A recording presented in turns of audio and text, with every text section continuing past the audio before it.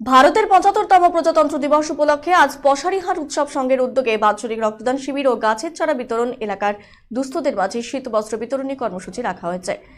Cooch Behar এমজেন medical college and হসপিটালের chairman Parthapratim রায়, কোচবিহার কোতোয়ালি থানার আইসি অমিতাভ দাস মহাশয় সহ বিশিষ্ট সমাজসেবক কমলেশ অধিকারী উপস্থিত ছিলেন।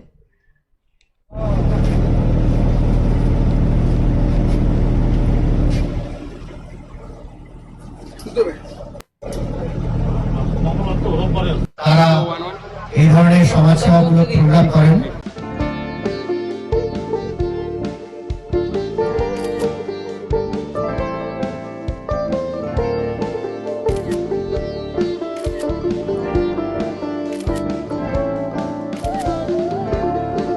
Kiara ma'am, shot ready. Just 1 second, huh?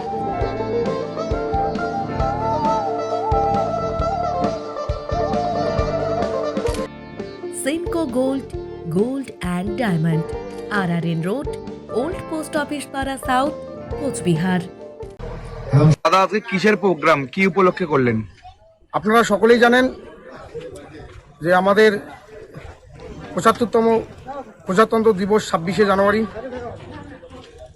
আমরা এই ২৬শে জানুয়ারি ভারতের ৭৫তম প্রজাতন্ত্র দিবস এবছর আমরা করেছি, সবাই পালন করেছিলাম।